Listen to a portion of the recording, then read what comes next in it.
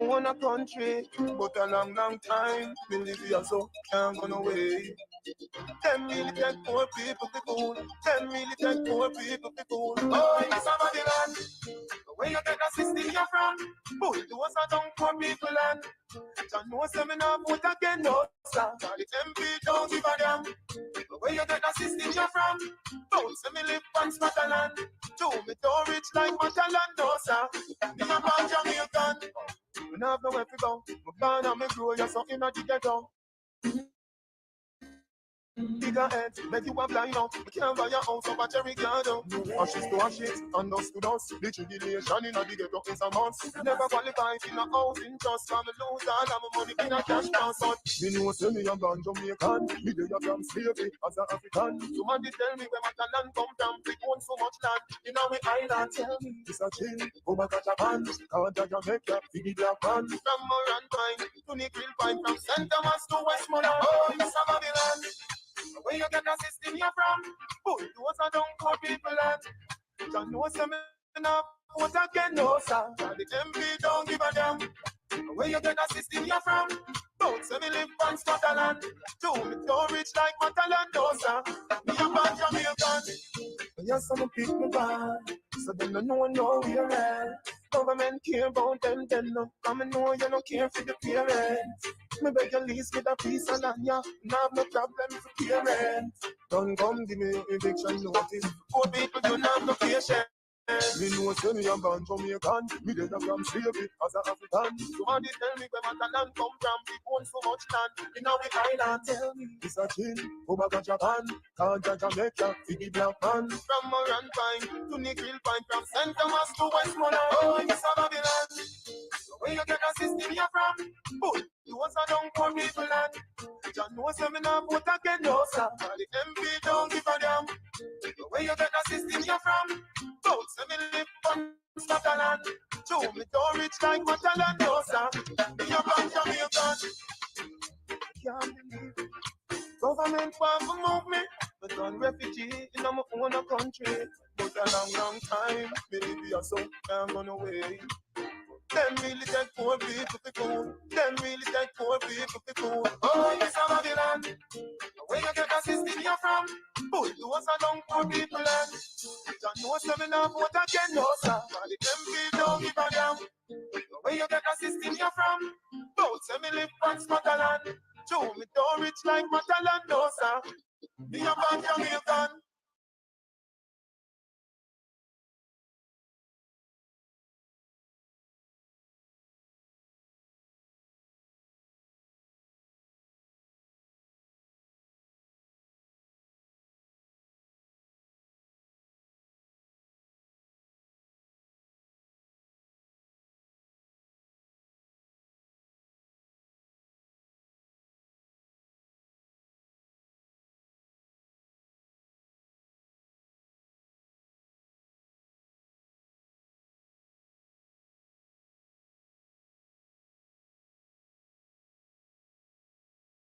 Do not remove your forefathers' boundary, your ancient barriers. Keep them as it is. Because you see what the forefathers have done for us to stand up. If we do not appreciate love and celebrate the work of our forefathers, then we don't have a future. That is the reason why you have other people that tamper with things. And I go on like them come to roll with things. Well, me not gonna say, thank you. Say it again to me.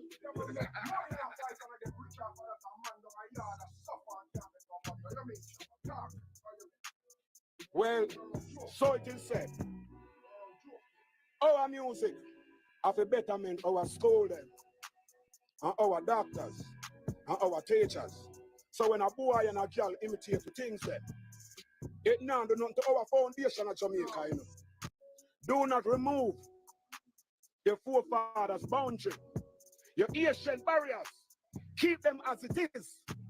Because you see what the forefathers have done for us to stand up. If we do not appreciate love and celebrate the work of our forefathers, then we don't have a future. That is the reason why you have other people that tamper with things. And I go on let them come for roll with things. Well, me not go say it. Me not go say it. Me thank you. Say it again to me.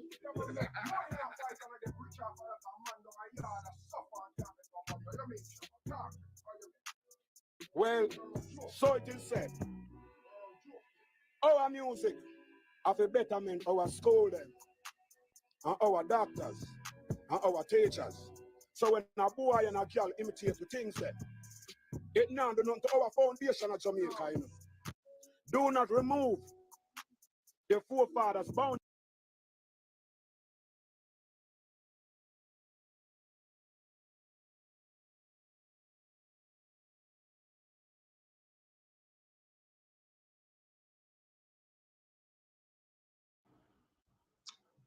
All right. So, welcome to this our first episode of the conflict zone. Why we call this the conflict zone? Because in this zone we'll be dealing with conflicts against all people, plus what we are going to say might cause conflicts as well. Conflict between we and you, we and others. All right. All right. First thing we want to look at now is Jamaica now. We're looking at conflicts on a business perspective. Oh, sorry, and the perspective of how it affects businesses, black-owned business here in Jamaica. All right. Take for instance, most the biggest thing that is in front of all of us, the reggae music, which I just play what Shabba had said.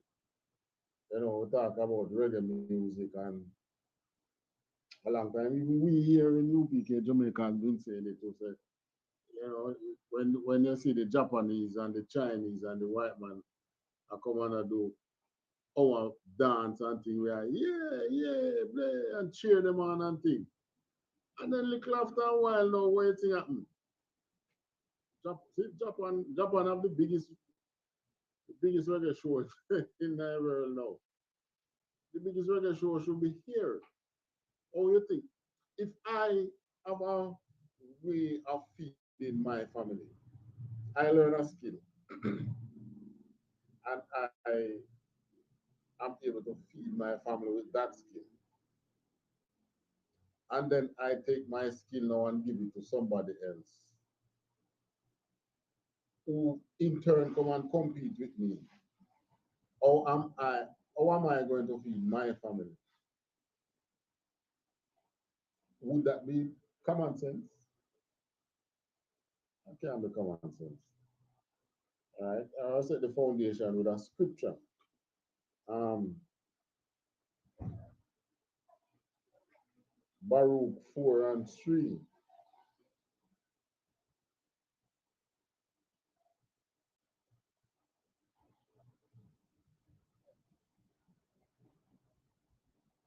Right? All right, I want to put it up on the screen. You know, our Bible is really the blueprint for us getting, you know, turn that up. The Bible is really the blueprint. Be quiet. It's really the blueprint for us getting up out of here. This place that is called Babylon. Come down, come down. Right. The Bible guide us on how we as Israelites can and should survive.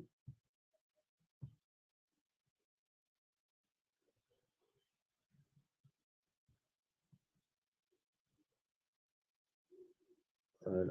And if you have something that is guiding you and how you should survive, a blueprint. You have a blueprint that you should work with, and you're not following the blueprint. What do you think with that? You can't build your structure and your foundation as you should. Right? Baruch tell you, give not thine honor to another, are the things that are profitable unto thee, to a strange nation. Right? This is talking about, we giving our heritage. It's still like how we do with reggae music. I see how we do with our heritage.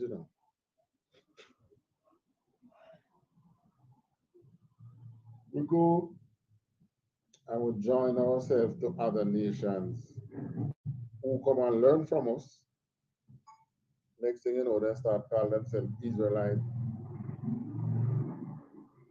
They start calling themselves, oh, we originally said we are Jew.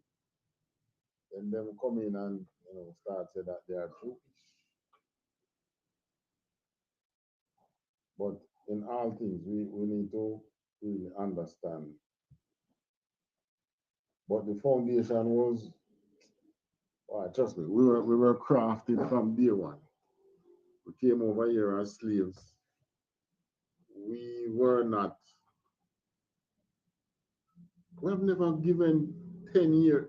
If we have ever been given a 20 year to really settle in on our own as a people, you, you know how much we would have achieved as a people. We would have achieved a lot. But you check from when we have been stored up and fight against and so as a people.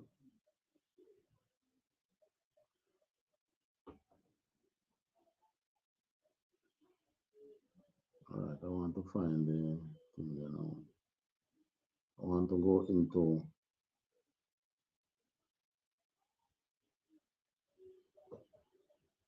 our history.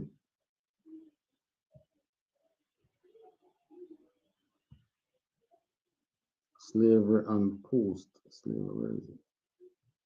Where did I put it?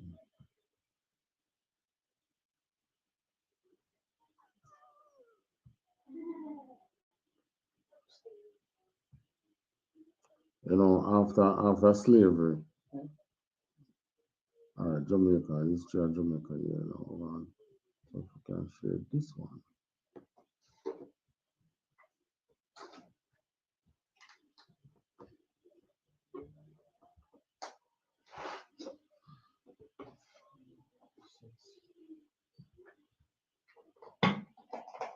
We were given no opportunity.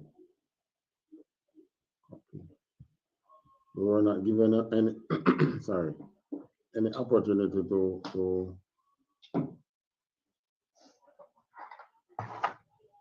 be,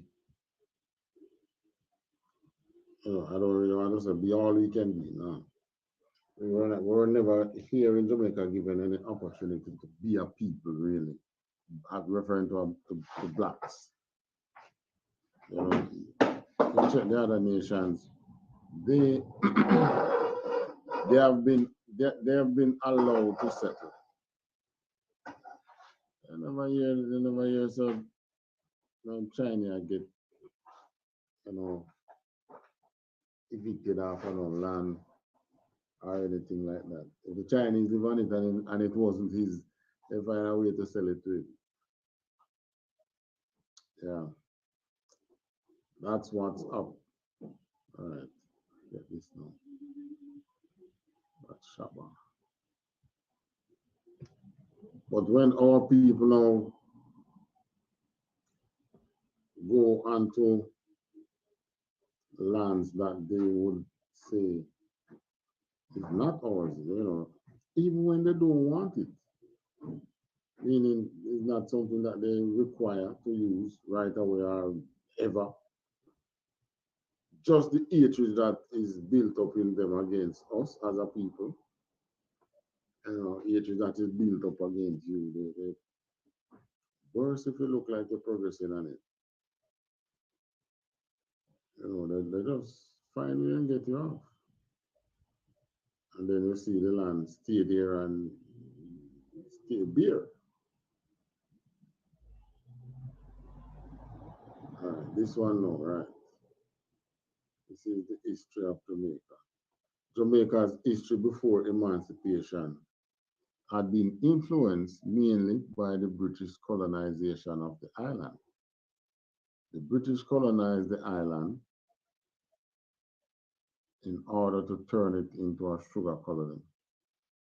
In the process of doing so, sugar and the slave trade brought great wealth to many whites who were eager to make a fortune at the expense of the enslaved Africans. Well, here they're referring to us as Africans. We weren't no Africans, which they knew.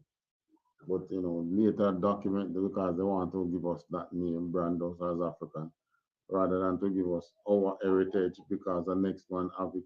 The next man who the world is afraid of have our heritage. So, they just join the line and say, all right, they're African. And like I always say, the interesting thing is, Africans never call themselves Africans. Africans call themselves by the country that they're from. I'm an Ethiopian, I'm a Nigerian, I'm a Ghanaian. This blanket term, which is why they do it, because if they brand us as, say Nigerians, then we're gonna get the Nigerian people and start to look and say, okay, so which I have heard Nigerians out there say, these people, which tribe would they be from? Can't tell you which tribe. But really and truly, we are from Jerusalem, we're not from Africa. All right, so this now document is saying that in the process of doing so,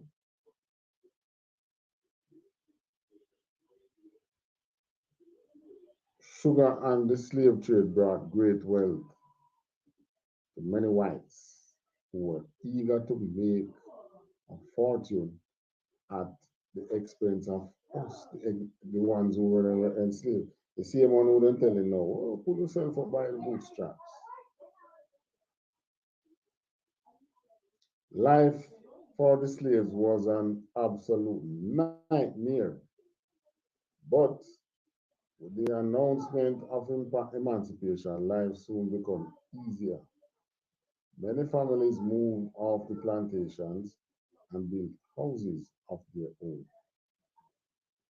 So many families that they're talking about emancipation now. Many families come off a plantation and build them own house. Villages sprang up all over the island, while the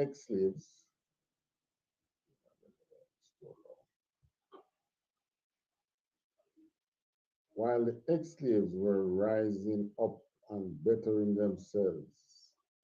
So you see, look at this. This is the interesting part I see in this document here.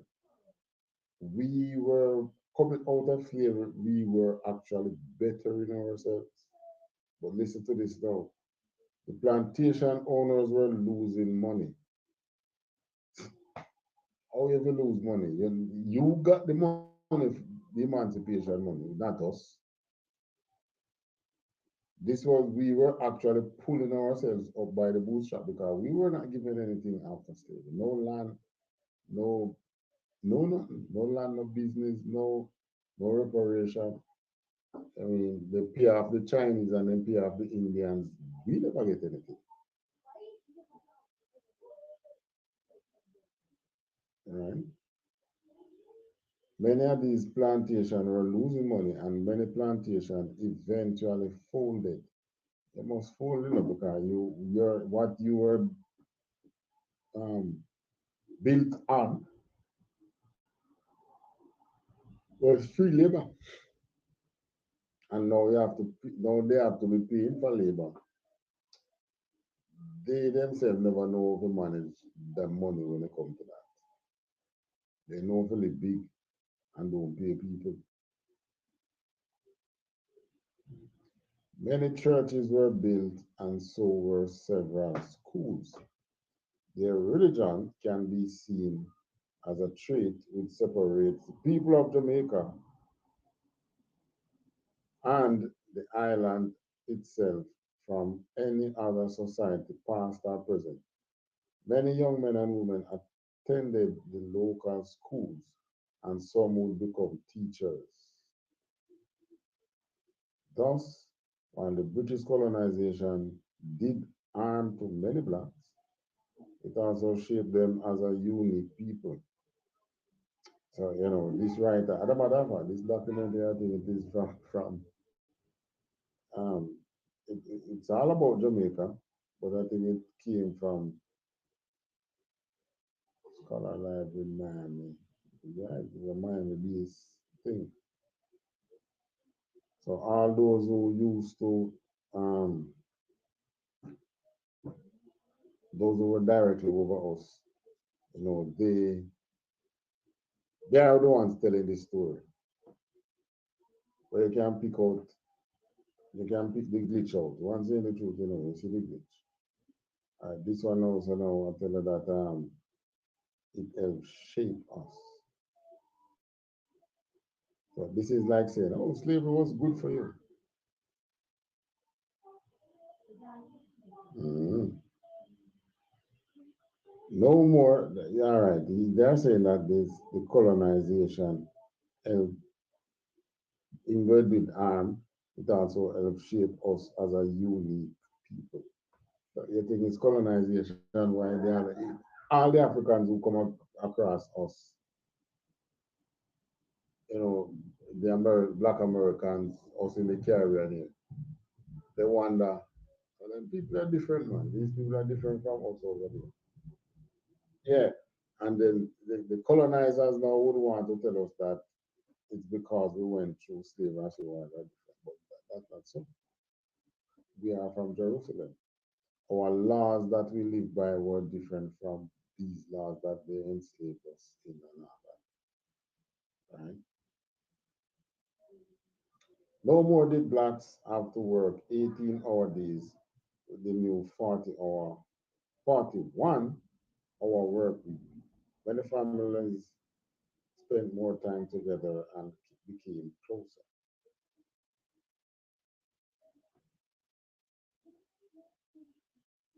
All right, let me see now. I want to skip down to the part with right in this part now. Talk about the mandatory apprenticeship. All right. Coming out of slavery, the Emancipation Proclamation was read on August 1st, 1834. From that day forth, labor opportunities and experiences changed for the better. All right. So labor opportunities now start to change after emancipation. But there was a huge problem that confronted the slaves after emancipation. Mandatory apprenticeship was now a new obstacle for them. So in other words, now they put us through a period that way after enslaving us for over some 300 years. And then, I mean, we were the ones doing everything. Then all of a sudden now they say, okay, got to go through a period now called apprenticeship. Apprenticeship now, the term apprentice in Jamaica, we like to use the term apprentice. We talk about, we call a man apprentice like a man,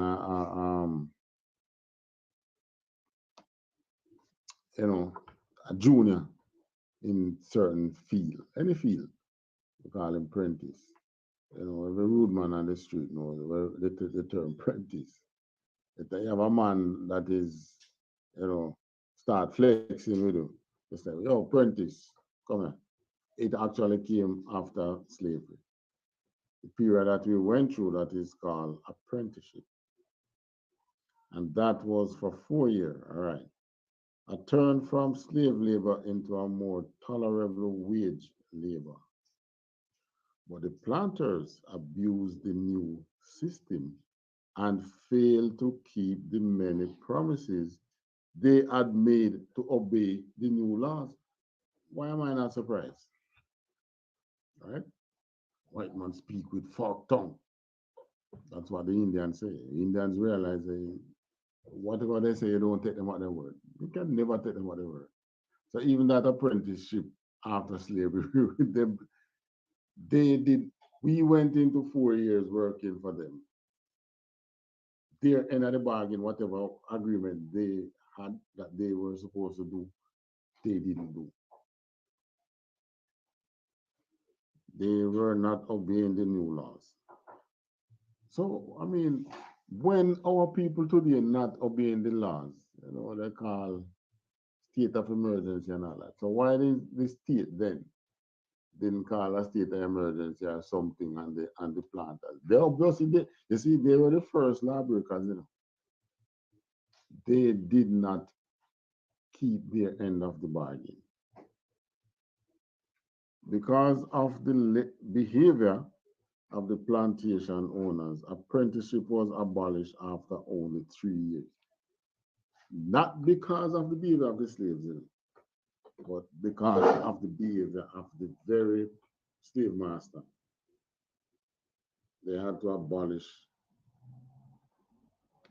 of only 3 years. While many ex-slaves did well, others were left in dire poverty, often starving and naked in some villages on the island. Their elected government was supposed to be representing them and looking out for their well-being. Yet the whites on the island were almost exclusively the ones who could vote. Oh yes, it was 1948, I think. The universal adult suffrage was granted, where black would have to vote. Not that it did any good for us, but what this article said that the needs of the people, were not being represented because it was the whites who had the vote. So in other words, there was no power, nothing was given to the slaves, not even like a power. And the so-called freedom was not really freedom, but we still pulled through other people, and we came up and we managed to pull ourselves up. But then, let's see if we can get to the part now with what really happened now.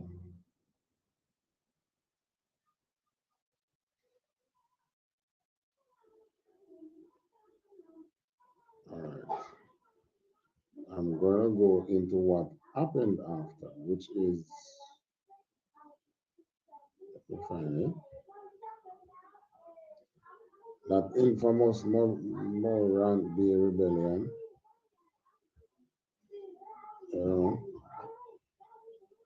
The Morant Bay Rebellion was like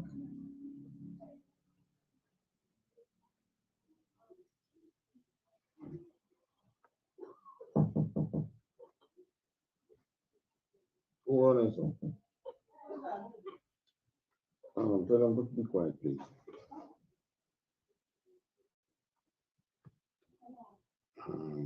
Copy.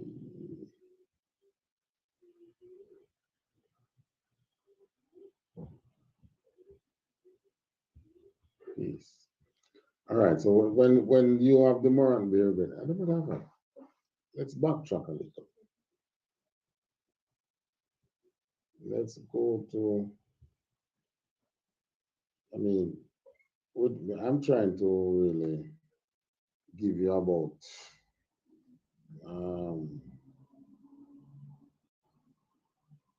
probably about 300 years of slavery within less than an hour here, trying to give you a condensed in there.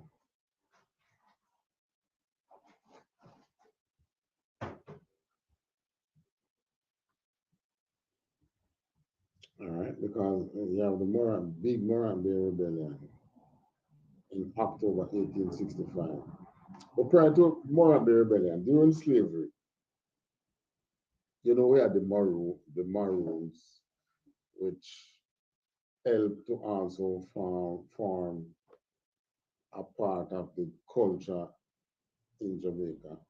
Well, today, you hear much about Maroons, but the Maroons actually contribute coming over in the society and actually contribute, you know, labor and so on to the people. Talking about today, because they have schools sponsored by the government of Jamaica and so on. But all the Maroons became Maroons, was, where the natives were out here, the native Indians, we call them the Tainos. It was the Tainos that taught these runaway slaves how to survive in the bush. They wouldn't have become Maroons without the help of,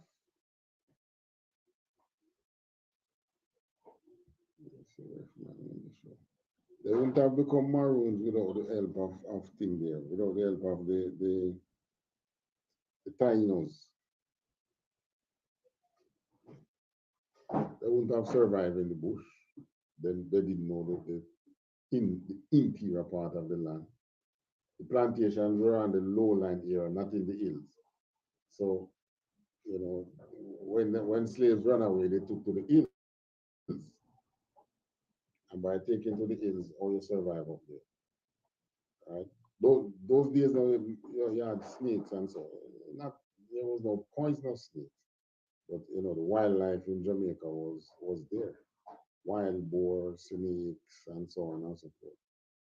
But how you eat and survive in the land and not be detected by your enemies. That actually were taught to the Maroons from the Indians, the Tainos. And the Tainos survived that. Even today there is a small, they don't want you, the Tainos don't want you to talk about it because of what they go through. But we know that they were the tribe of Ephraim. They were Israelites. They were over here before everybody else. Right? Just like the Native Americans over there. Remember, Mexico used to be a vibrant country. It was the trading hub around this side, Mexico. It was called, that I used to learn in school about the Yucatan Peninsula. Yeah, that was when Mexico was, I never did in Mexico, but I don't even know what it was called. But there was a trading hub right there. People come, and it was Israelites who were trading. You had the Banasites. Look at the red people in Cuba. They were around here before, right? The other natives, millions of them around here speaking Spanish. Why, you think they were here living in the bush? No, they weren't. They were here before everybody else. But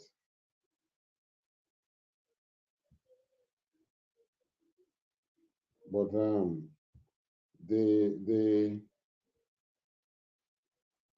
were not encouraged to merge or, what's the proper word now, join with us who were seen as slaves. So we especially in the English speaking Caribbean, we came up not even realizing that there's those speak Spanish and thing is far greater than us around here, which means, they brought us in here, but those people were also under oppression. They were also facing the oppression from the Spanish and other Europeans. Right? That was when the pit of the bottomless pit was really open, man. Right? They were doing the same thing to us at that time that than the same thing that you see happening to the Palestinians now. It's the same thing they did to us. The natives that were around here and those of us who they brought into slavery. I mean, when they string us on a tree and lynch tree and things, who was there? There was no United Nations, there was no other nation to speak up on our behalf. There was no one to bawl out injustice, and no one to bawl out for what's the proper word now? War crime and all that. We had to bear this oppressor's cruelty. Many of us fought back and, of course, died because they are still reigning. Right? So, I mean, the Palestinians now, they have people speaking for them and all that. The other day, there was a boycott against some of the Jewish-owned businesses. They called for a boycott within the Arab countries. The first one, they were actors like McDonald's and the Starbucks and so that were within the Arab countries. They start boycotting them. What could we do when we were going through this? Couldn't do anything. I had to go through. I had to grin and bear it. Many of us who managed to run away, what do you think we run away to? We went into the bush. But even living in the bushes were way better than serving under this cruel beast. This was a beast of a man.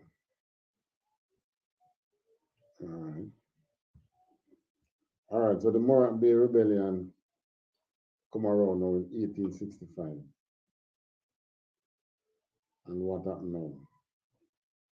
12th of October, 1865. John Davidson, a magistrate in the east of Jamaica, wrote to the island's governor, Edward John Eyre, Eyre, and this is what he wrote. Now listen to this message. This is what the governor, the magistrate that would have been on Morant Bay side, wrote to the governor. The governor would have been in Spanish Town. I think he was in Spanish Town at the time. The people at Morant Bay on the island's southeast coast, St. Thomas in the east parish, put that in bracket, have risen, burned down the courthouse, released all the prisoners, murdered several white people. Now, trust me, this this was the message now that the part where group level was this, murdered several white people. So they put that in it, all hell broke loose. What the governor unleashed on the people and the entire island against blacks is akin to what is happening in Gaza. So see, we tell you the same thing that they are going through. We did the same thing. Yeah. Here in Morant Bay, the rebellion take place. People can't take the oppression no more and just break in from them. One day they have courthouse and just break in. and chop up everybody in there. They didn't even have guns. Sticks and stones and machete. And those Benjamin boy, they went in and they unleashed their anger on those people that were there. Right? They burnt down the courthouse, they released all the prisoners, and they murdered several white people. Oh, listen to this part now.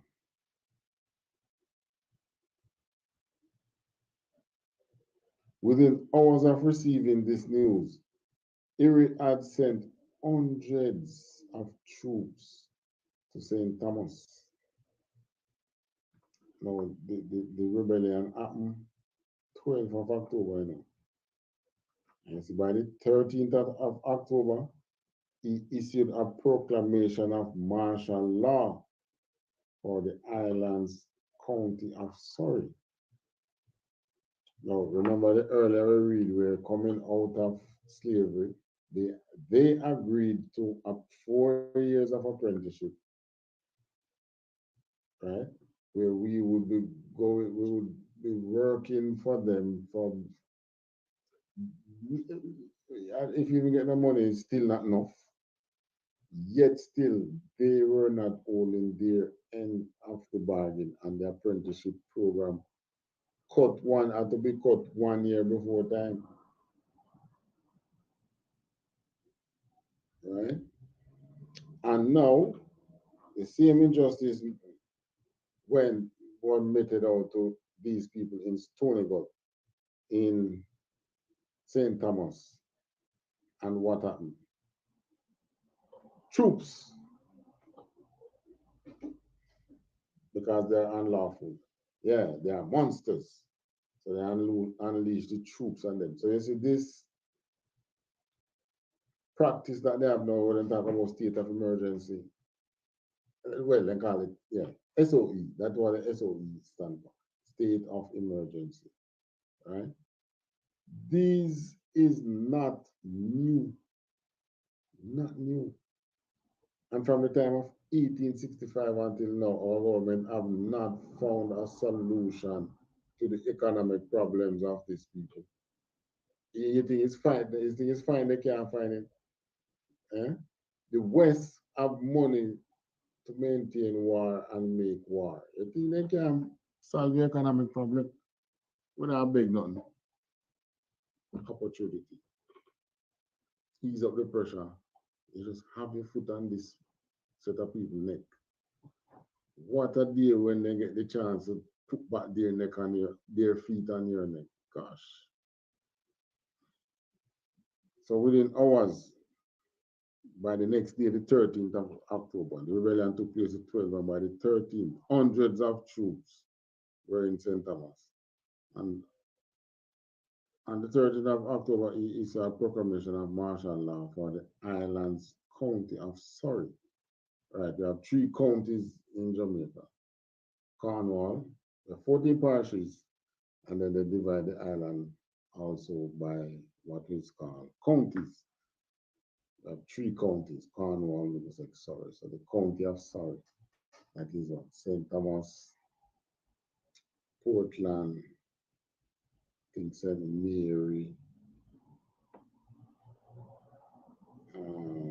Kingston.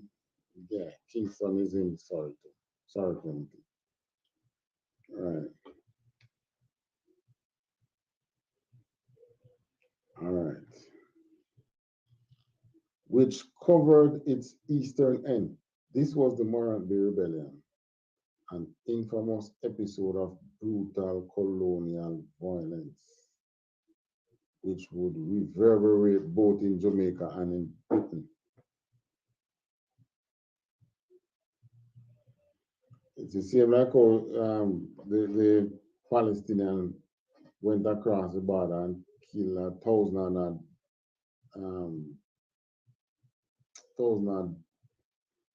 Israelis, and then what is happening now is the retaliation of the Israelis and the unleashing terror on the Palestinians. The last body count I heard for the Palestinians were 20 odd thousand, over 21,000. There are now over 21,000 Palestinians dead. Now watch this. All right, they're showing in here. Portland, St. Andrew, St. Thomas. All right, I don't know that Kingston is right down there below. St. Andrew, St. Mary is somewhere near Portland. Though that's Surrey County.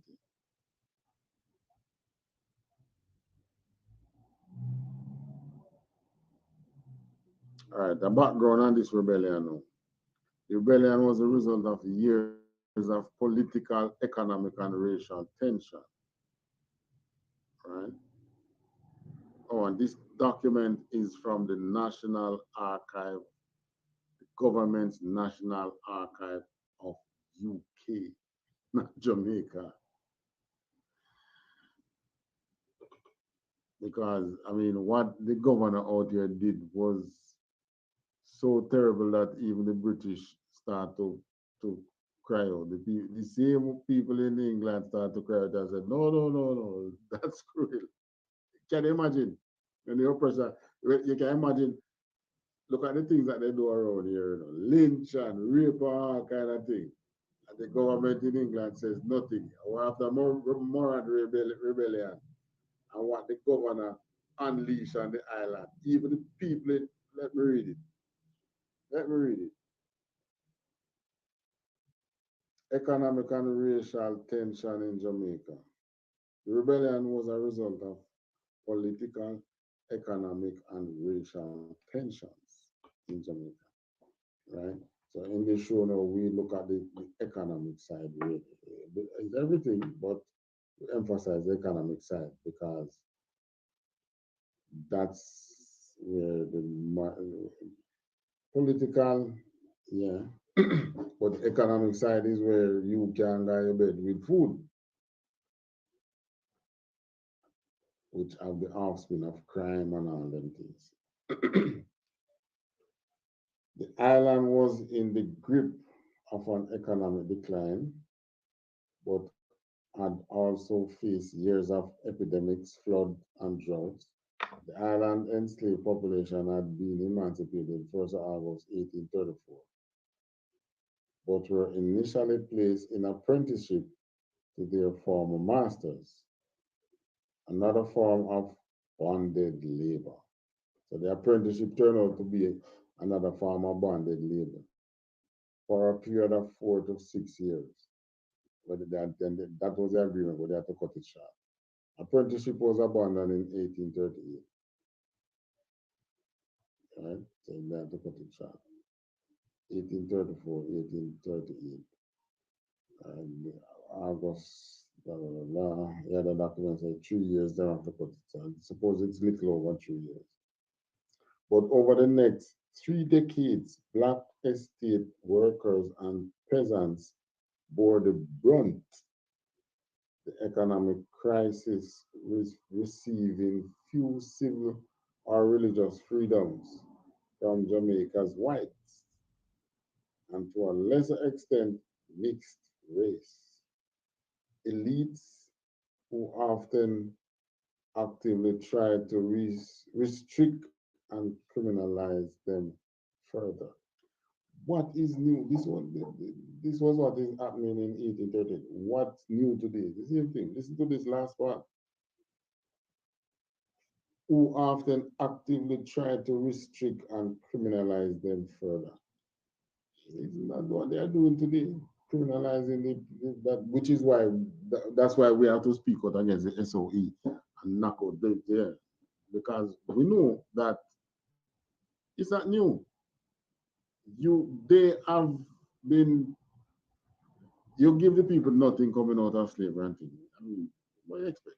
They have to survive.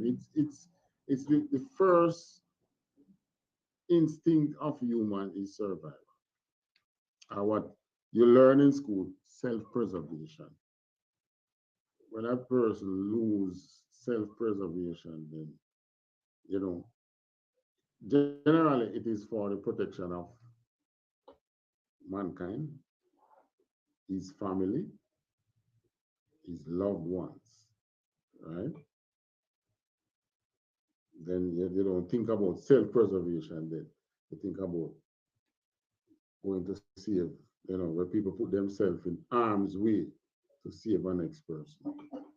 But outside of that, self-preservation, that is what is happening with many of those who turn to crime. There is no social program. They talk about apprenticeship, which turned out to be another form of slavery. It's very government had to stop it. In early 1865, the Jamaica Legislative Assembly had passed bills against cane cutting.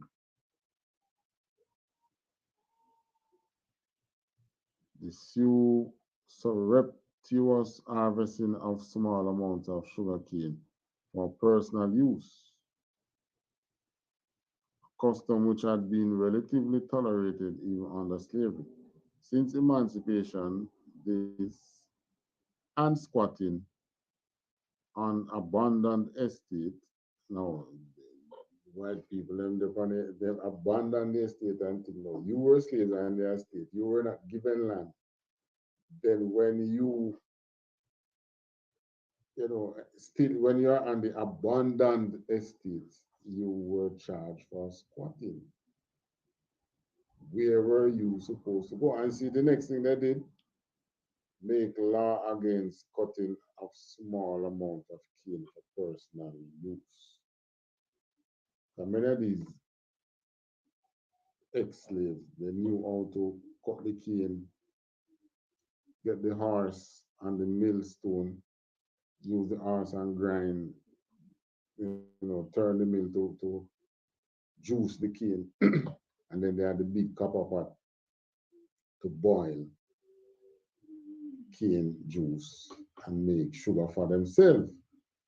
Then they outlaw that. See? That's a war on the economic and that was a war on, well, many of them, it's a personal use, but they sell it because if I know to make the sugar, it's not everybody know to make it. I make a little sugar and I give my friends some, I sell some. And then wet sugar became a big business in Jamaica. But here it is telling you that it was the law ban, the government banned that. Jamaica Legislative Assembly. Cane cutting, the surreptitious harvesting of small amounts of sugar cane for personal use, a custom which had been relatively tolerated even under slavery. Since emancipation, this squatting and abandoned estate, often the only way laborers could make ends meet, had been codified as crimes. So the only ways that the slaves had to survive, the ex-slaves had to survive, now was made criminal. And you want to tell me that you want to see people rise? Which people you want to see rise? It's embedded in the DNA of the government to be cruel against the people.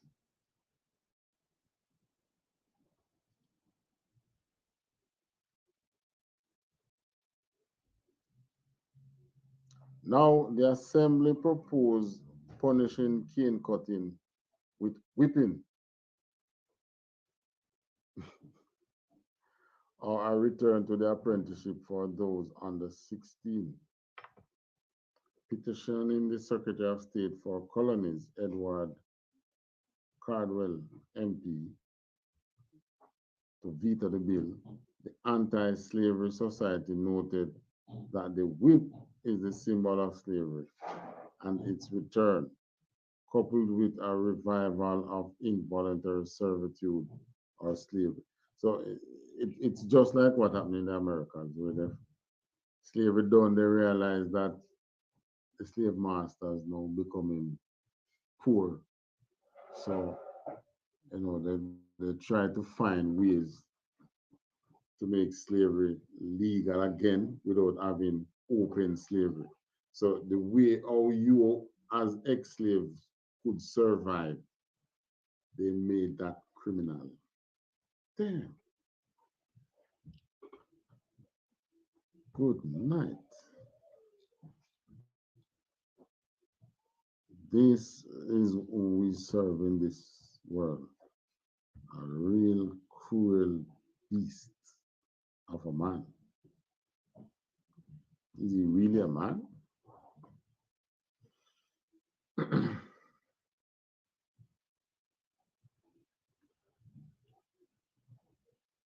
A revival of involuntary servitude or slavery expressed a mischievous and dangerous tendency on the assembly's part. So, what this is saying now, in England, you have a group of people now who call themselves now the anti-slavery society. So they were looking at these things now and saying that the House of Assembly out here is creating mischief, which of course would have been true. They feared the black population would be forced to riot if they were carried, right? Which happened, which caused the Morant Bay Rebellion. So you were free, then they look at the things that of how you were surviving, and then they make how you were surviving criminal. Tell you can't do that.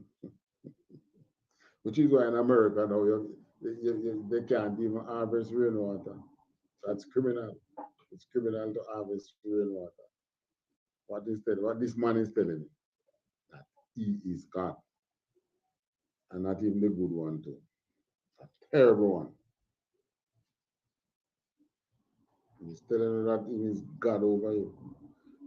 Which is why our people need to, we need to see these things and wake up. So the black economy war has been raging black economy from them time. Because a lot of what we're reading about isn't that what is happening. How is crime fighting in Jamaica right now? SOE, state of emergency. Same thing. They didn't think that. Hmm? All right, listen, there's more I want to read. Now I go too deep in it, and I really want run too long for the first thing here tonight. All right.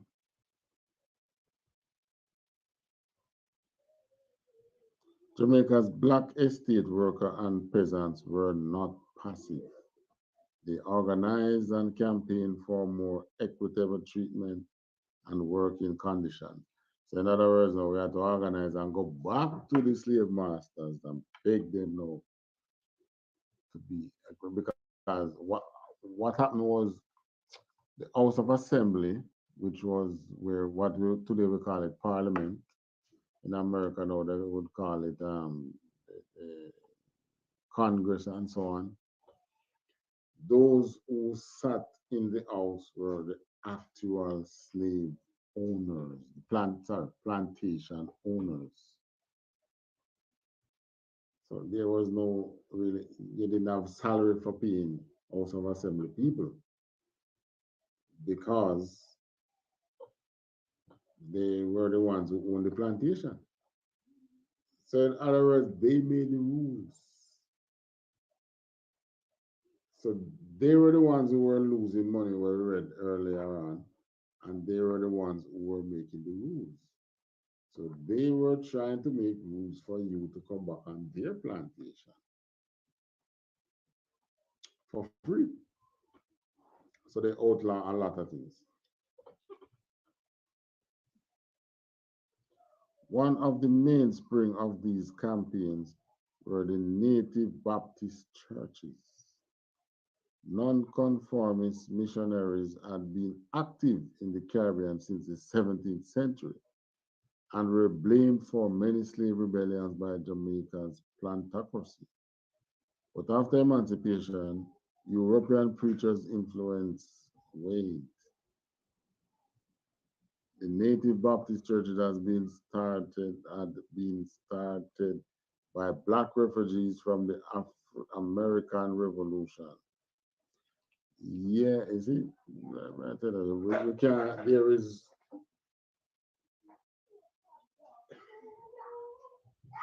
every aspect of our history right here. You will see America come up in it. 'Cause Baptist was right around there from the emancipation, before the emancipation of slavery. And see what they telling you that it was started by the black refugees from the American Revolution. But it wasn't them, it was actually the whites who, when they become refugees or whatever, just like today, oh, but they are good blacks. Sorry, they are good whites. They are not all bad. Well, those who they say were some of the good whites, then help them start the church. You see, who you they reporting to now? Reporting to them the same masters. If they were good, why didn't we get total freedom? There's no such thing. We're talking total religious freedom. All these churches were not at liberty to tell the people that they are Israelites. Those who found out that they were Israelites, they were ostracized, they were outcast as troublemakers. It was not until 1969 when we really get bold-faced and step out of the church and the spirit of the Lord of God start to breathe back life in the people.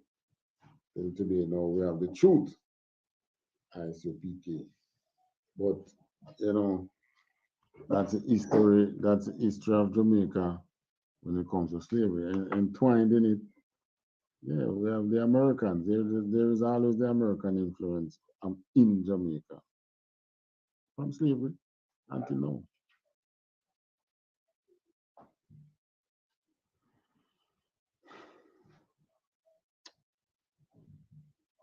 The gospel was more radical. They merged African cultural practices with Christian ritual. They spoke more to the political concerns of the island black poor. In St. Thomas, in the east, one native preacher, Paul Bogle, expounded a radical political vision to his congregation at his chapel in Stonygut, near Morant Right, so that's how the Morant Rebellion started. Paul Bogle started getting radical. We in the UPK are radical too, but the truth wasn't born then. And you can't confront this beast like that. That's what I tell you. The Bible is our blueprint. The only way to confront this beast is for us to make the change. Come back to the Most High God. That's how you beat him. Right? You start sigh and cry for your people. And the Most High see you, teach you, mark you, him can't trouble you. You wait till Christ come. Which is, anyways. Bogle was in Morant Bay on Saturday, 7th of October, 1865. A crowd had assembled for the petty session. It got more than that. There was a lot of back and forth with Paul Bogle traveling to St. Catherine, Spanish Town, to meet with the governor for what is happening in the Stonygut region there, which was an explantation, sorry, I think abandoned plantation. Blacks had started acquiring land within that area. And they were outlawing them, just like they were there. They were making their economic viability that they were doing, they were making it outlaw. And they start to push back and say, no man, this not right. And there was the political assembly then was not budging. He said, you're not budge? All right. That's what caused the rebellion. All right, go down some more. At which the magistrate found a boy guilty of assault and fined him, tacking on much higher court costs for him to pay. James Jorgigan, a black spectator, urged him to pay the fine, but not the costs. The magistrates ordered Jorgigan arrested, but he fled into the throng. Two policemen gave chase, but were beaten and mocked by the crowd. That no new either. So the policeman came there and trying to find this man who they want to pinpoint him as a troublemaker. This was before the rebellion, a couple days before the 12th. Beat the policeman them and thing. In consequence, on Monday the 9th of October, the magistrate issued warrant for Bogles and others arrest for assisting George again. 6 policemen and 2 constables came to Stony Brook on Tuesday, 10th of October to arrest Bogle, but they were mobbed by more than 300 men armed with cutlasses and sticks, detained for several hours, and made to swear oath that they would join their color and cleave to the black. Drinking gunpowder laced rum to seal this. Say that words. Make them swear. They take over the policeman and make them swear and say, yeah, I don't join we in this. And they say, yeah, we're going to because they were outnumbered. And then they give them the rum. Say, all right, this is what you're going to drink for sure that you swear and put gunpowder mix up in a rum. Let's see if it did them anything. To seal this, Bogle stated that he would go to Morant Bay the next day to see his accusers.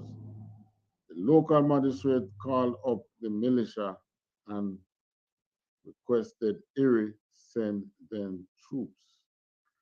On 11th of October, Bogle and a crowd of hundreds, some armed with cutlass and a few firearms, marched to the courthouse. All right, so you see, this is why we're looking at, from this angle, war and our businesses, because Marbury Rebellion was just that, right? It wasn't just some wayward people who just decided that they were going to storm a courthouse and things. There were injustices. They were moving against the very survival of these people in St. Thomas, right? The laws were right across the island, but the people in St. Thomas, they were feeling the brunt of it for some reason. I don't know why, but they were the one feeling a strong point in it, and they couldn't take the pressure anymore. And they were trying ways to petition the governor and all that. They tried a political solution, which didn't work. They tried a magistrate solution, which didn't work. And a few firearms marched to the courthouse, confronted with the militia. They threw stones and insults. The militia responded by opening fire, and all hell broke loose. The crowd attacked them and set fire to the courthouse. 18 militia was killed, while at least 7 rioters lost their lives, as the rest began seizing control of the parish. This would last perhaps 2 days as troops and Maroons, the Maroons came out against the people, joined with the troops. Is it? Troops and of escape still people who are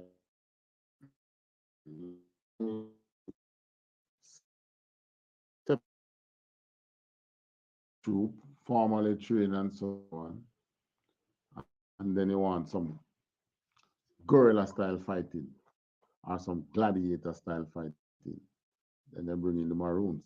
Because the Maroons now, they knew the era.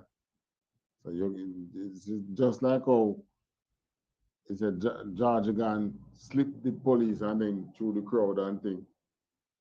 You can't get away from the Maroon like that. He know to track you down. So if you run to the bushes, he can find you. So they employ him now.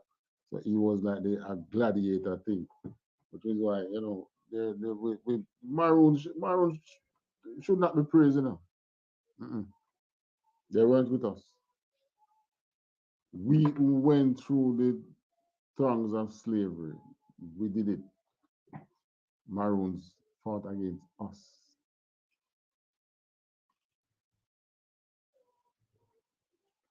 Rushed into St. Thomas in the east, unrestrained by Erie's martial law proclamation. By the time the rebellion was suppressed in early November, listen to this, 469 black Jamaicans were dead. By the time in November, they suppressed the, rebellion was suppressed quick, but what followed was a series of investigation and lockups and so on. Not an investigation. The word was that everybody who had spoken, if you have ever said anything against the state, even if you're in the other end of the island, executed at Hasty Court Marshal. Right. See? You find them 469 Jamaicans executed or otherwise killed. 600 were brutally flogged, while 1,000 houses were burned. Yeah, them they know was the Maroon who do those. Bogle evaded capture initially, but was taken by a party of Maroons under Colonel Fife in, on the 23rd of October. So it was the Maroons who caught Bogle. A strike, couldn't strike out a history book. And later day when the police are go there, everybody are run behind and talk. Well, leave the Maroon alone. The police should go over there and just flag on the go outside.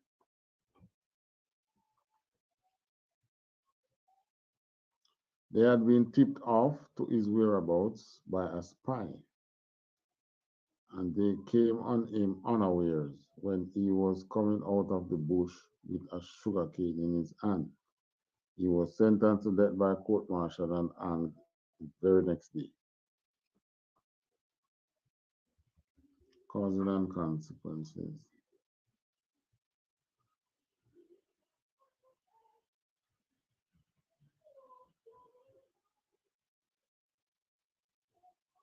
All right.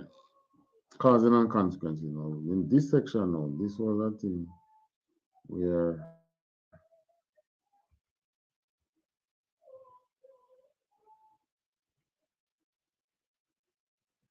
all right, this was where now the governor sent his report to England. So yeah, that is why they are able to. This now was this article I'm reading from the National Archive of the Government of UK. For some reason, the National Archive of Jamaica government, we can't access it online. I don't know why. All right, so in his dispatchers back to London, which were later published in the London Gazette, Erie related the circumstances of the rebellion and what he believed had caused it. He forwarded a copy of petition sent to him by Bogle. Tell you, it was some back and forth before the actual rebellion. by Bogle and other rebel leaders on 10th of October, the day before the violence at the courthouse. Right, that petition was when them say, boy, listen. They spoke of the mean advantages that have been taken of us. They asked Erie of the rights of law they believed they were due, promising that otherwise we will be compelled to put our shoulders to the wheel as we have been imposed upon for 27 years since 1838.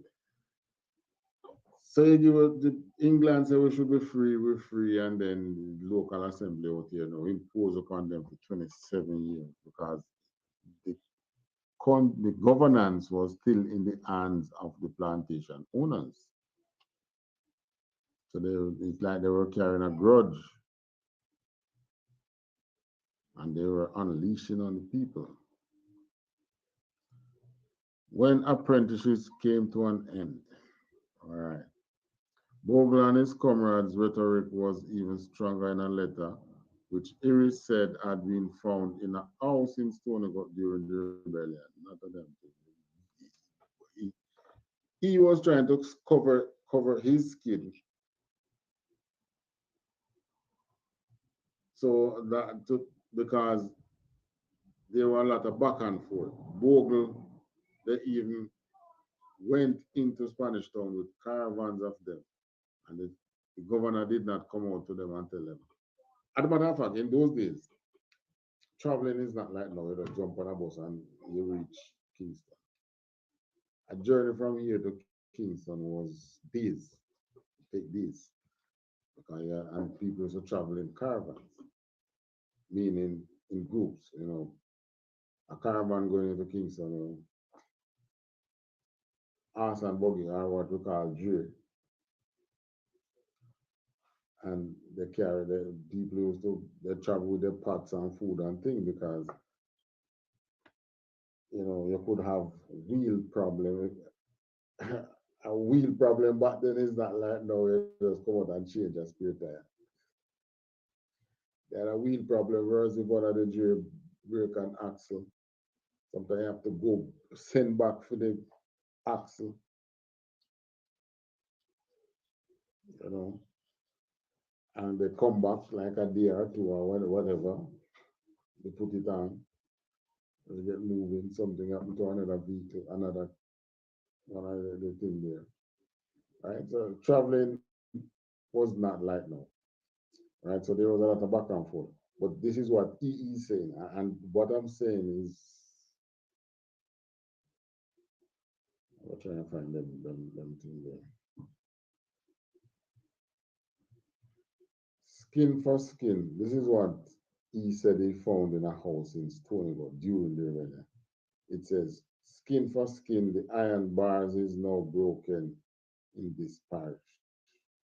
The letter said, every black man must turn up at one, for the oppression is too great. The white people are now cleaning up their guns for us, which we must prepare to meet too. Right. That letter wouldn't be for the government. That would be a correspondence among themselves. So then said the white people must clear up their guns. We need to get our shoulders ready. Well, guess what? They are cleaning up their guns today, and we in the truth. In the truth, we have our protection from the Mosai. The Mosai can protect you through this. The thing, guns and things can work. Palestinians, they have guns, The Hamas have guns. And there are a couple bombs too. Bombs that can reach over in Israel. But they can't use them. Because this is not how you beat this oppressor. This man was blessed with war. War was his blessing. The dispatchers also began to give readers in Britain an impression of the brutality, right? This is the part now, of the brutality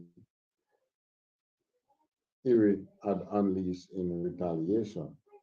His 13th of October proclamation of martial law promised that our military forces shall have all power of exercising the right of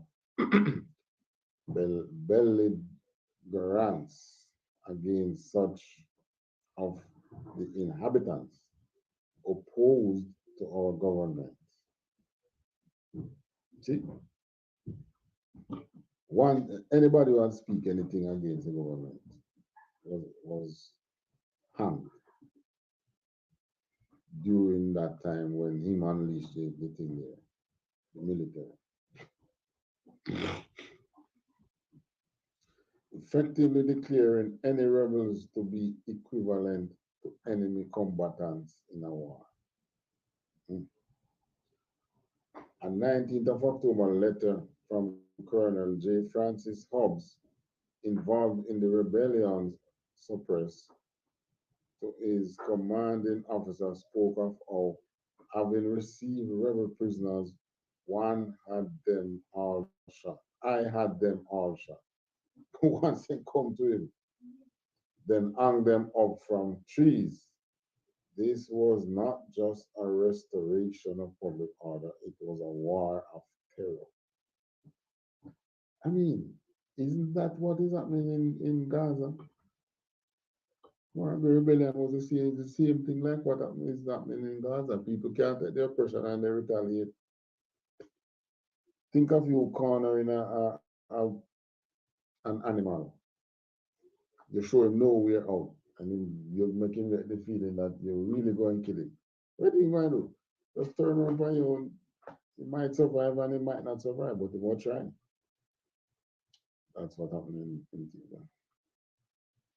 And then there was George William Gordon. All right, nothing we're going to go into George William Gordon.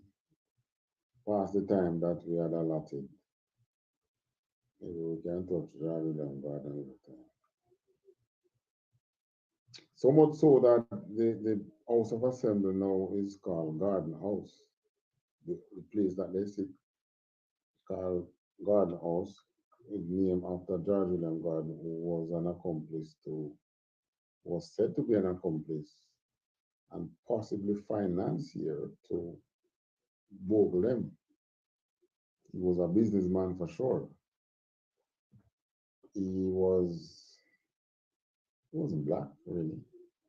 I don't know he wasn't black. I don't know if which side of him, I think he was mixed, but I'm not sure which side. But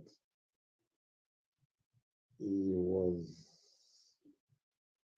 not very disreputable, but we're not going into that for today. We talk about Paul Vogel and the rebellion, and show that it was actually the government moving against the people's economic well-being, and they retaliated, and they retaliated violently. All right. So thanks for your time.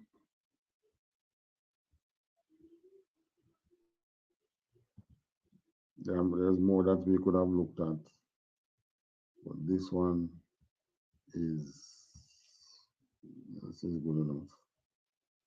All right. So now you know that the slaves, sorry, the Maroons were the ones who really captured Paul Bogle.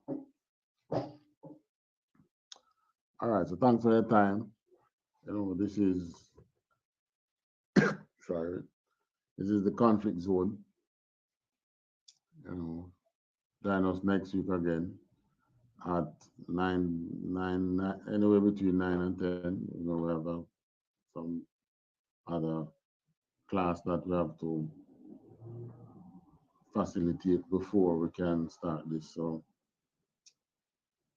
I would say about 9:30, 10. Set aside that time to be with us again. Thanks for your time. Shalom.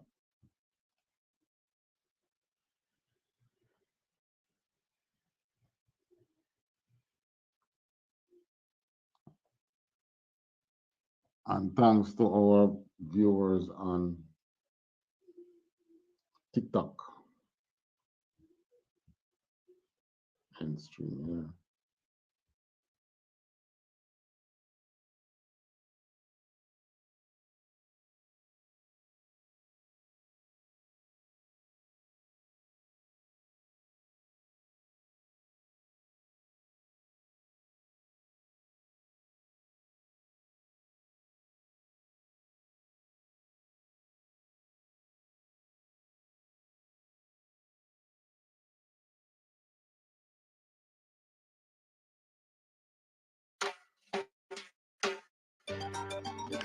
You can't believe it. Government want to move me. My son refugee in my own country. But a long, long time, me live here so can't go away. Them really take poor people to fool. Them really take poor people to fool. Oh, in somebody land. Where you get the system you're from? Boy, those are down poor people land. John no seminar vote again, no sir. The MP don't give a damn. Where you get the system you're from? Boy, say me live on Scotland. Joe, me don't rich like Matalan, no sir. Me a man Jamaican. Me not know where to go. Me born and me grow, you're so inna the ghetto. Bigger head, make you a blind now. We can't buy a house of a cherry garden. Ashes to ashes, and dust to dust. The tribulation in the ghetto is a must. Never qualified in a housing just for me lose all of my money in a cash now. Son, me know say me a born Jamaican. Me dey a from slavery as a African. Somebody tell me where my land come from. We own so much land in our island. Tell me, it's a thing. Go back to Japan, or Jamaica, we be black man. From Moran Pine to the Green Pine, from St. Thomas to Westmoreland. Oh, Miss Babylon, where you get the system you're from? Oh, those are down poor people land. You don't know seminar vote again, no sir. And the MP don't give a damn. Where you get the system you're from? Don't say me live on Scotland. Joe, me don't rich like Matalan. No sir, me a man Jamaican. Yes, I'm a pick the bar. So them don't know we're at. Government care about them, then no. Come and know you no care for the parents. Me beg you lease me the piece of land, yeah. No have no problem for parents. Don't come give me your eviction notice. Poor people don't have no patience. Me know say me a born Jamaican. Me dey from slavery as a African. Somebody tell me where my land come from. We own so much land in our island. Tell me it's a chin. Go back to Japan. Can't Jamaica. It be black man. From Moran Pine to the Grill Pine, from St. Thomas to Westmoreland. Oh, in Babylon, where you get the system you're from? Boy, those are down poor people land. John no seminar vote again, no sir. The MP don't give a damn. Where you get the system you're from? Boy, say me live on Scotland. Joe, me don't rich like Matalan, no sir. Me a man Jamaican. Can't believe it. Government want to move me, but I'm refugee in my own country. But a long, long time, me live here so can't run away. Them really take poor people to cool. Them really take poor people to cool. Oh, yes, I'm the land. Where you get the system you're from? But those are down poor people land. John no seminar vote again, no sir. The MP don't give a damn. Where you get the system you're from? Don't say me live on Scotland. Do me don't rich like Matalan, no sir. Me a man Jamaican.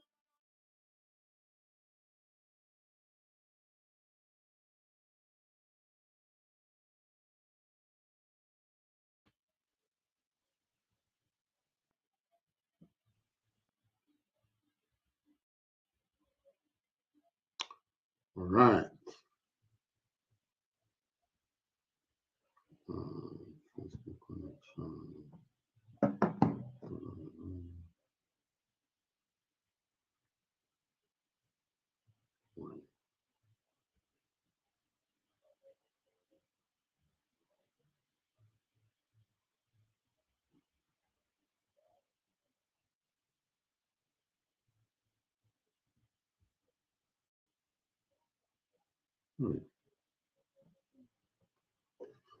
All right.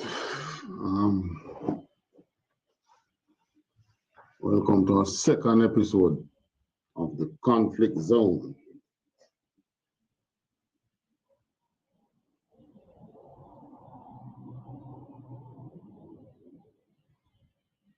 I'm not sure what is happening here.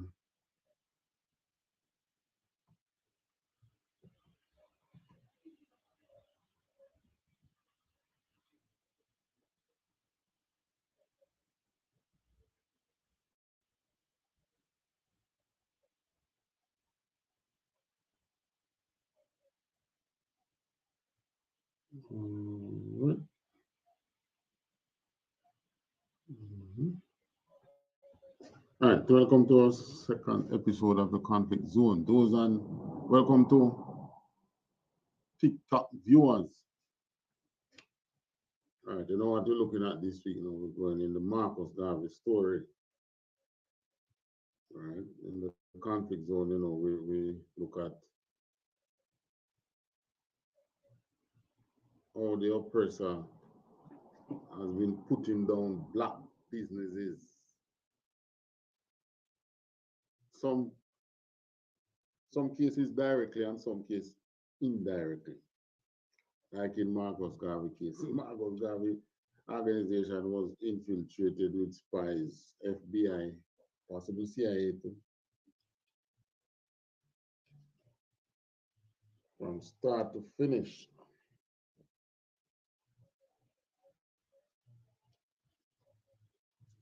All right.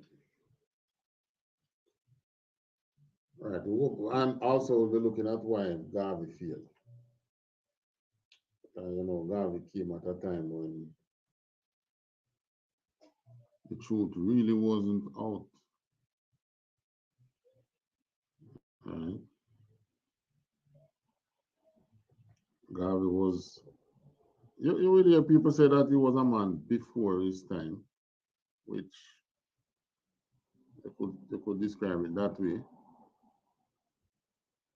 because the ideas that Garvey had and the things that Garvey did in his time,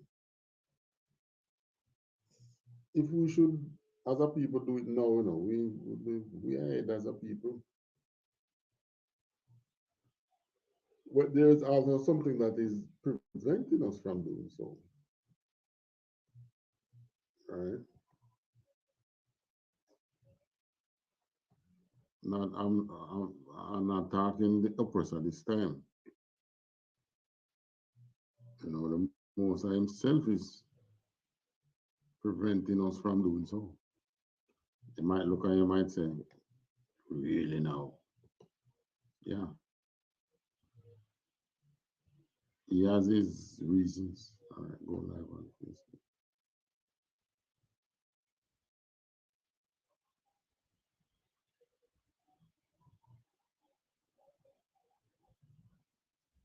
All right, so live video. All right, so to our viewers on TikTok now, we're saying, you know, the Marcus Garvey story. Marcus Garvey is one of our national heroes here in Jamaica. He was made a national hero because of the work that he did for blacks. You know, Marcus Garvey didn't say blacks, Hispanics. Marcus Garvey was only zeroing on blacks.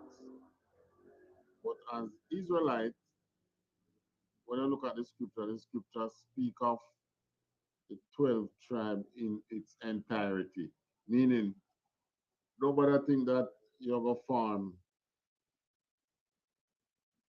you're going to organize this day and organize by yourself.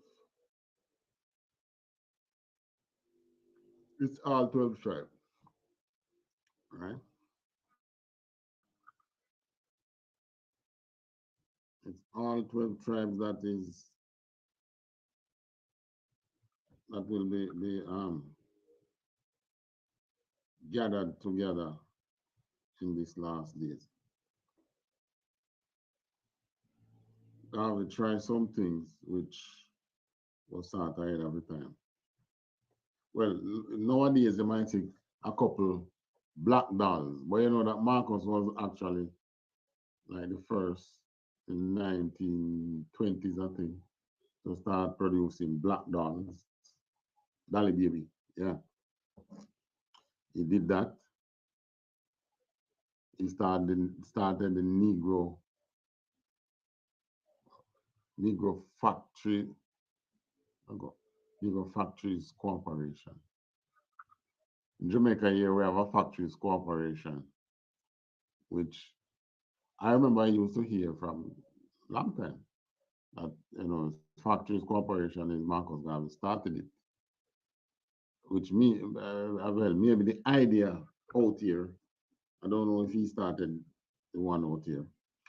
He also was able to raise money on stock market, public. You put out what do you call it when I buy shares into a company. He was able to do that in the 1920s, or probably before the 1920s, which was sort of a great achievement. All right, now kick off. The first thing we're going to start off with now, we're going to I'll start with our scripture. Deuteronomy 28, 29, 45, and 46. All right. In Deuteronomy 28, no, Deuteronomy 28 is what tell about what is called curses. Yeah, what people don't want to hear that say, why, curses on you. But it's just a reality. Because everything in Deuteronomy 28, from about 15 to 68, has been fulfilled on us, blacks, Hispanics, and natives. Right? Deuteronomy 28 and 29 says, Thou shalt grope at noonday, as the blind gropeth in darkness, and thou shalt not prosper in thy ways, and thou shalt be only oppressed and spoiled evermore, and no man shall save you. So, most time in order, when people realize that, boy, you have a money, and we can't even keep it. You know what they do in order to be able to make some progress now, then, like they just cut off everybody else. And the scripture does not want, when you read the scripture, that's not what the Most High want from us. He wants brotherhood, right? So in other words, he don't want you to do like what the heathens do, a couple of you make some money and go live in a corner, which is kind of stupid because when you know in the corner and you pull your resources together, yes, so your resources go and grow, but you're going to talk now about gated community, you're going to talk about, security systems, right? You're going to talk about all those things and you're going to look now and you're going to say, yeah, but that is what is happening. If I get money now, you don't have to have these things, yeah, because that's the way the oppressor set it. But that's not the way we used to live in the 1920s coming up and so, money's black money used to stay in black community, right? The white man is not living that way now. The white man is not being rich and in a gated community, no. They have gated communities, but the rich whites don't necessarily live in gated community. Not that they can just pull up on his house, but I mean, they live in a community, which is their people. It's not gated. There's no checkpoints to say, what I mean. The only gate that is there is the people itself. They see you up in their community and look kind of suspicious. They will call the cops on you, or like in the case of what's his name, Zimmerman. Believe that they have the right to take you out of it. So, but these are what you get into when you follow the oppressor. But if you follow the Most High now, you're going to realize that you should be doing that, which is why when you follow the oppressor, you end up in what Christ spoke against the rich. Why? Why did Christ speak against the rich? Because in that time and today, the rich didn't care one bit about the poor. Right? And when you read our scripture, the laws and so, it tells you that you should,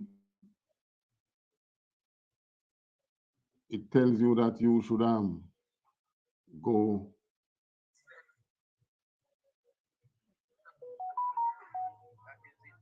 Yeah. platform over here, and you know, kind of hard, still the kind of hard, you know, but we there over here try to build a little platform, you know, kind of the kind of love officer access from there, I try to build a little platform. All right, now try understand where I say now. I try to build a plat.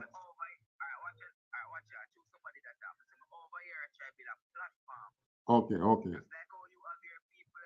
Yeah. Okay, okay. All right. Finish that. Finish what you're saying. Finish what you're saying. Finish what you're saying. You know, say something else. So I say continue. Oh.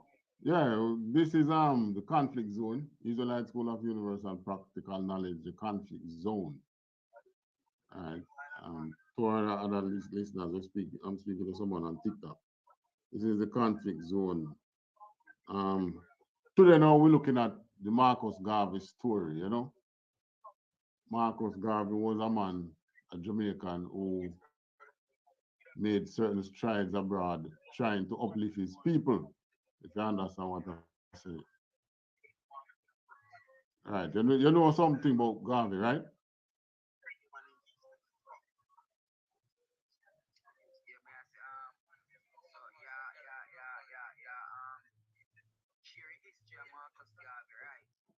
Yeah, but here the twist how we're looking at it now. We're looking at the black business side. You know, Marcus Garvey started a lot of black businesses. A lot of businesses, really. Right? What he was trying to do was to lift his people out of poverty. But, you know, as you know, that failed, and there are countless amount of black businesses which, you know, come on stream and fail. There are a countless amount of black thriving, why would I say, black communities that were striving in the US and they fail. So we know we're grouping all that and trying to tell our people why it failed. Right? Because one of the reasons for the failure is that we, as the children of Israel, we are the descendants of the people in the Bible. When you read the Bible, you read about your ancestors, right? And we had a covenant with the Most High. When you read Deuteronomy 28, it tells you about that covenant. It tells you the blessing you get from the Most High if you keep the laws. And it tells you the curses which come upon you if you don't keep it.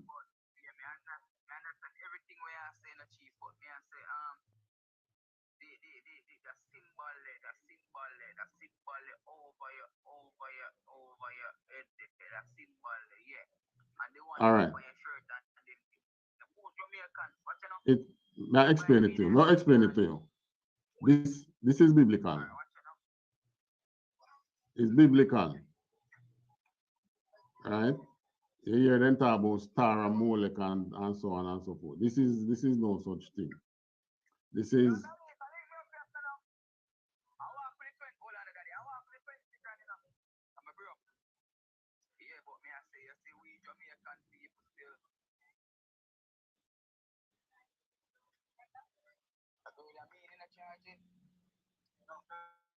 hey, Vendetta, I'm upon a live, you know, I have some other channels. Tell me what you know.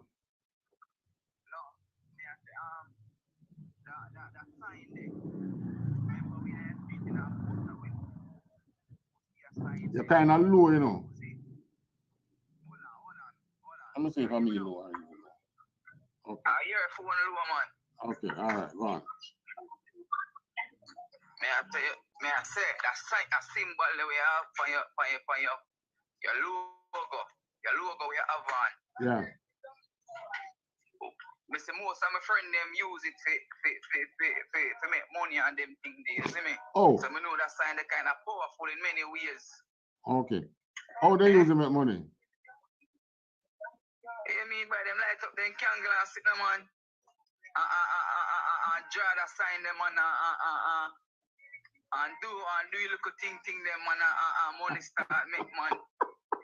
So All right, Vendetta, yeah, man. Don't make your friend and lead astray your virgin. I don't say really work still. Yeah. All right. Well, let me explain the sign, the symbol to you. Yeah, you hear me? Hold on, the car. Come in the carrier. So far, be nice out of Yeah.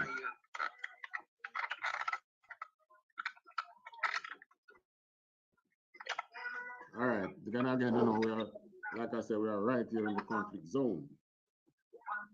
All right. We have a live person here on TikTok asking some, well, making some comments. All right. Explain to you now. This is it's called, in the scriptures, it's called the seal of Zion, or the seal of David. David in the Bible? You ever hear about David? In the scriptures? King David? King David.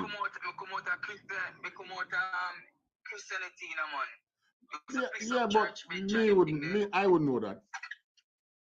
No, I'm just saying, say, every Jamaica people supposed to know about Mark, Luke, John, David, and the whole of them go straight down the line. All right.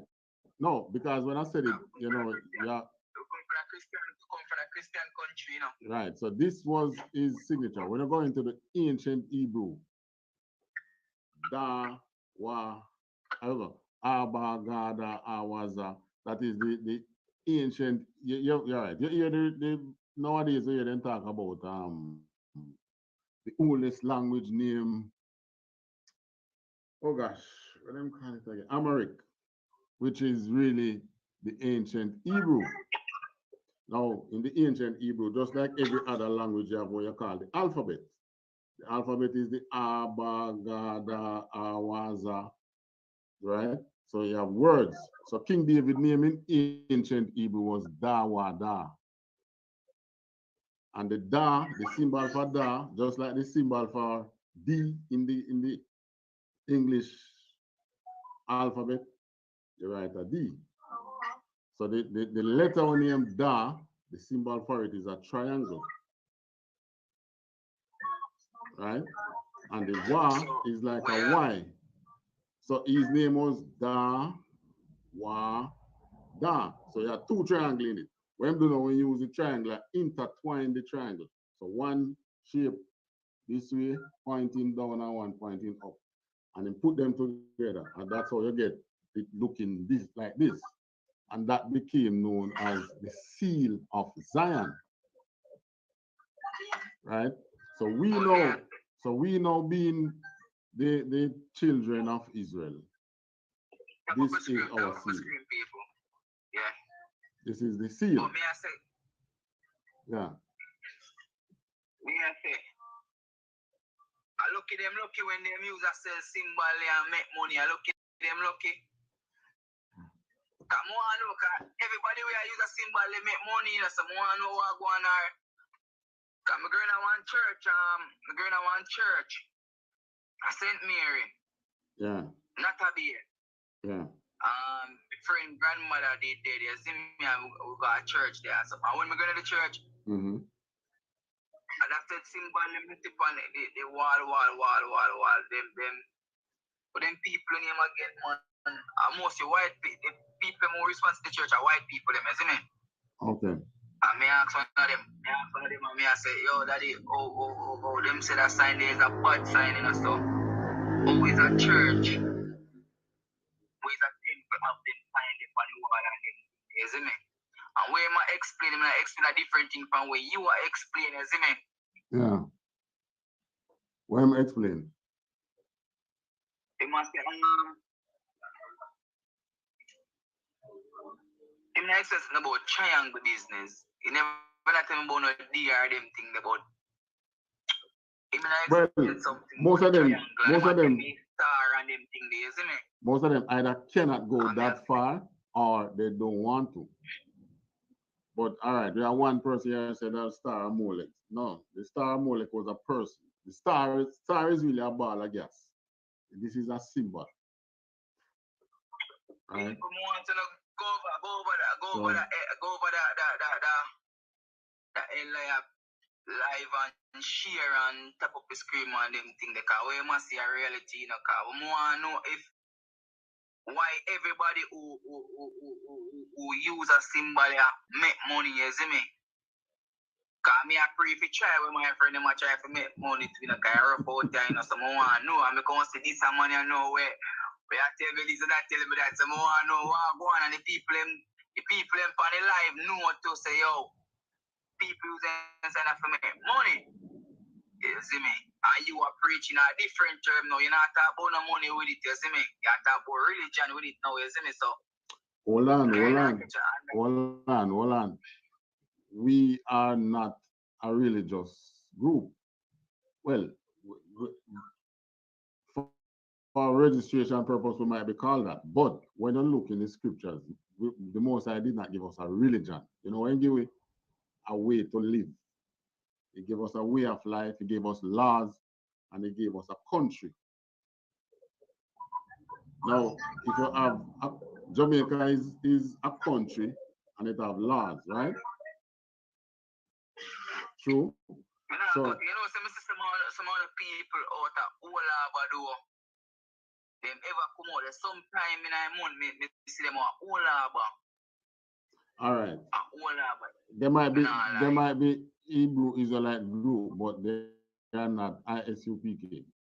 They wear black shirts. Yeah, I think they name something about jeans pants and some big shoes. Jacob or something like so.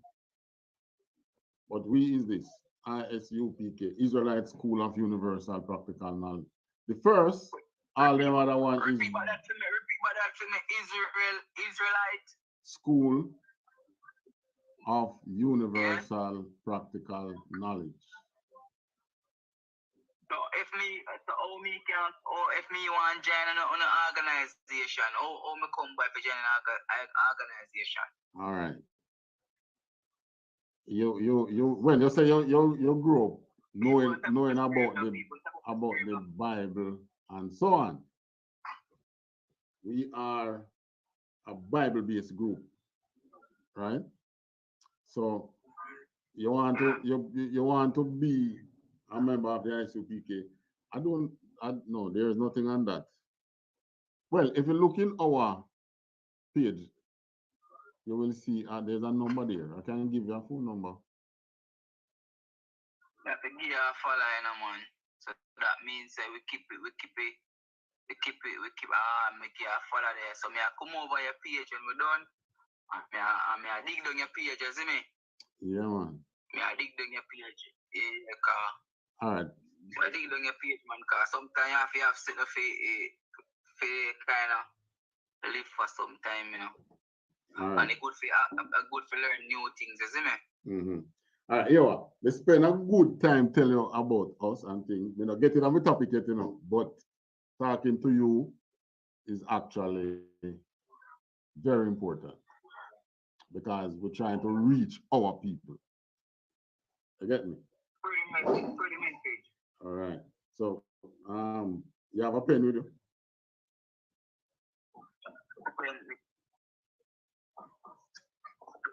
You have a pen, man. You have paper.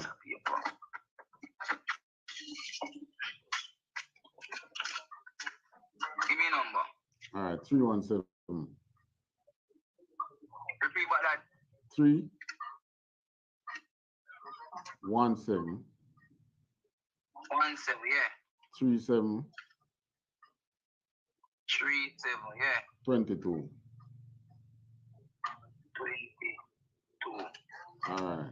Repeat back the number for me there. 317. 3722. That's it. All right. So we are going to Marcus Garvey now. You are going to Marcus Garvey with me? Marcus Garvey. Me know about Marcus, you know. Well, man, we're going to tell you, we're going to read some things, man. If you don't know nothing, no problem. All right, so you can sit in and we talk about Marcus Garvey.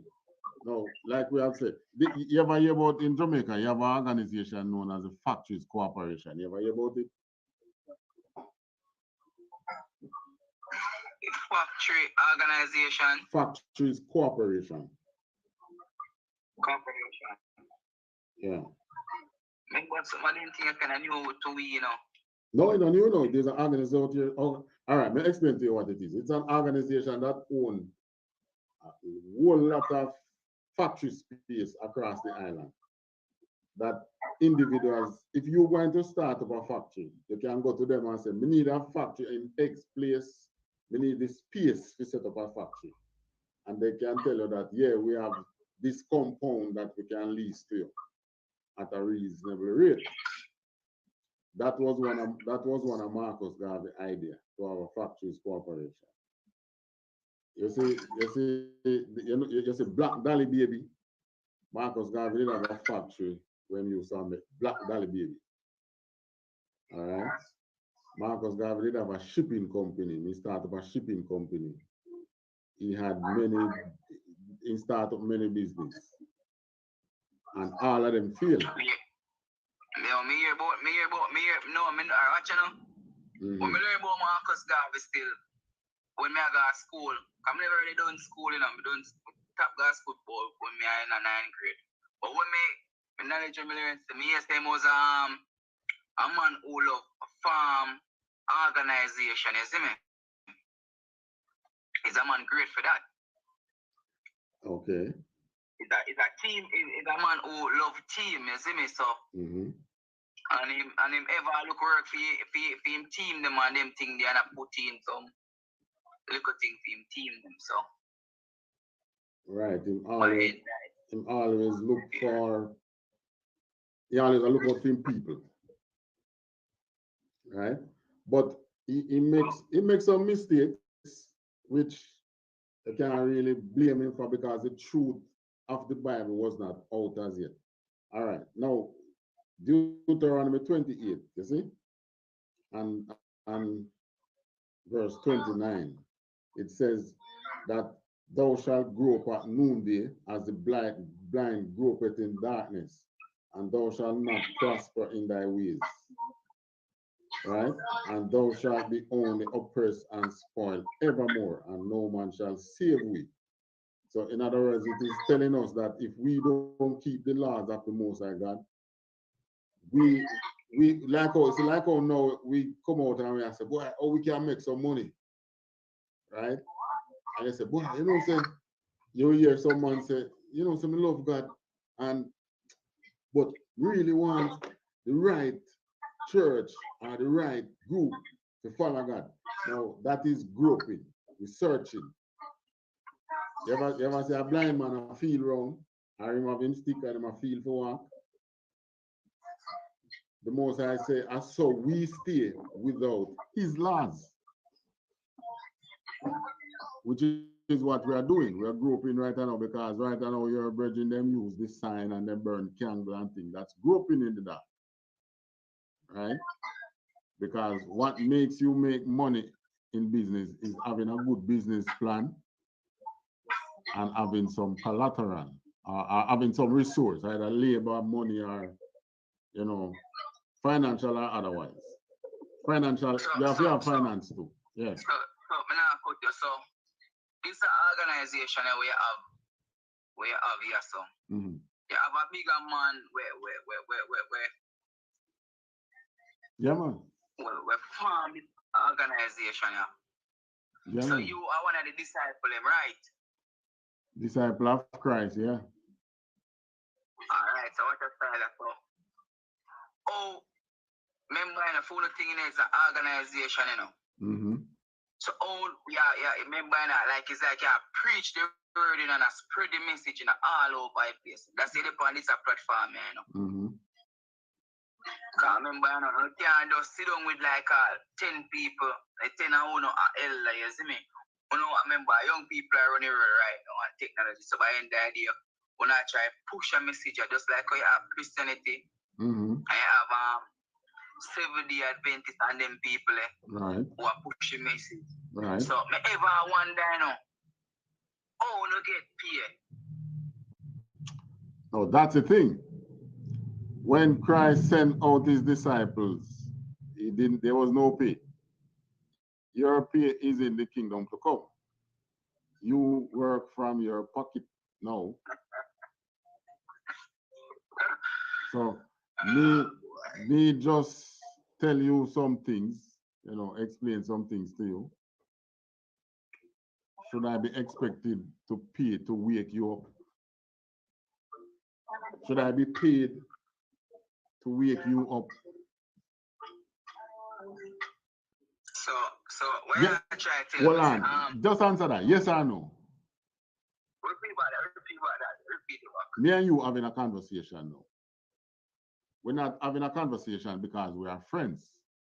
We're having a conversation because you saw something and you maybe you recognize this as I say, let me tap in here, so right? Now Yeah. me impart certain knowledge to you in order to bring you up out of where we are saying now, wake up with people. So I'm asking you if somebody should be paying me to wake you up. But my end idea, you know, when it comes down to integrity, you know, Yeah. helping people can't full belly still, you know, I give them knowledge, you know. That is so. But here one now, you work 8, 9, 10 hours out of the day. Don't some of the time you sit down and hold a drink with your friend. Yeah. Eh? Used to. All right. What you do now in your leisure time? Me, you know what I try to make money though. You can't tell me say every day just go out leisure time. Everybody have like a leisure time. What you do with your leisure time? No, man, leisure time I have a must with you know, with moms, you know. All right. Big man with moms, you see me? All right. So me on this platform now, 2 hours max. That's a small price to pay to wake up my people. You get what I say? Yeah, me get what you're saying. Right. You say So, this is like a religion where you are promoting us. So by end of the day, you get your word where you are spread. yes. That is all the people you need. No. Me have made job otherwise. Oh, no, you're talking to me, man. No, you're talking to me, man. So, but that me I try to show you, say, you have your work, you work 10 hours a day, 8 to 10 hours a day. But you have to also wake, there's also a spiritual side to every man. Right? The spiritual side is where we are trying to wake up out of our people. Yeah, alright. Me can tell something. Yeah, man. Like it's spiritual. You see me? I believe in alright, me not say believe, me say it wrong. When me hear people talk about Obi and them things, them things are real. Cause you're airline, you must know you're not take long time. All right. Obi is really a trick on your mind, you know. Now ask you, I'll show you how it works. If somebody put rat pies in your food, what are you going to do to you? And poison you, man, or sick you, man. Right. Or kill you. Right. Ultimately, you'll die unless you get some remedy prior to that. Right? Now, what if when they put the rat pies in your food, now they come and then put some whole heap of fangles, dangles things around your house and make up so nice and jump up and go along with them something and then them sneakily put some pies in your food. The people are going to say,